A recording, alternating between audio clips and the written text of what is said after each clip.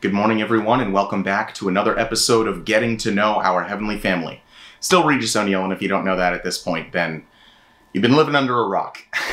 This morning, I'm happy to be speaking with you about Saint Louis of France. He was French royalty. He was born back in 1214 in, you guessed it, France. And he became King Louis IX of France through hereditary succession.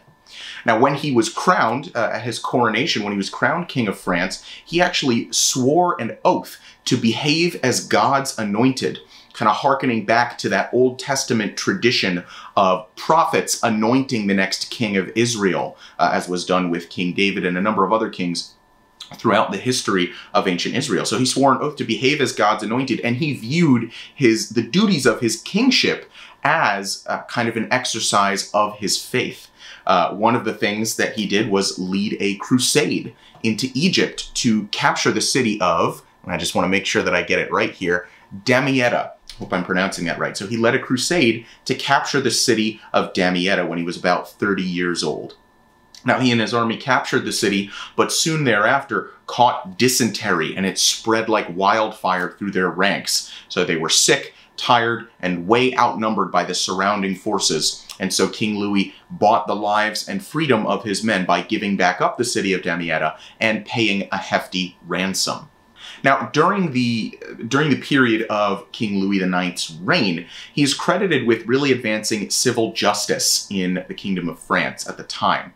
Kind of instituted something very close to a court procedure that wasn't really there before, kind of ended the previous trial by combat, which is actually what they had. And he respected the rule of the papacy in all matters of faith and doctrine during his time, but he did stand up to some of the political excesses of the papacy during the 1200s. As we've mentioned a number of times before, the papacy used to have a lot more to do with politics, European geopolitics, than it does now.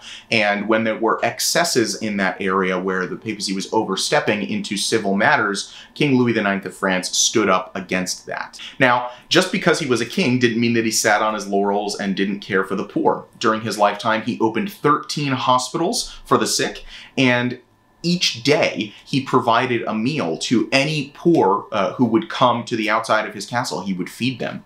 And each day, especially during Advent and Lent, he would actually invite members of the poor and the sick in his local community to come into his palace and dine with him. This was very, very much not the norm for rulers of the day, and certainly, as we know, for other rulers of France, because the excesses and classism of the French monarchy were what eventually led to the French Revolution some 500 years later. Now, when St. Louis was 56, he led one more crusade into North Africa, went about the same as the last time. Again, traveling through different continents at that time without, vaccinations, different forms of medicine, whatever. More disease spread through the ranks, and unfortunately, St. Louis did catch disease and died at the age of 56 during that conquest. But he led a life of real care for the poor, really viewed his duties as a king through the lens of faith, and was, by all accounts, a very just and good ruler. So thank you for joining us for another episode of Getting to Know Our Heavenly Family. We'll be right back here next Monday morning with our next episode.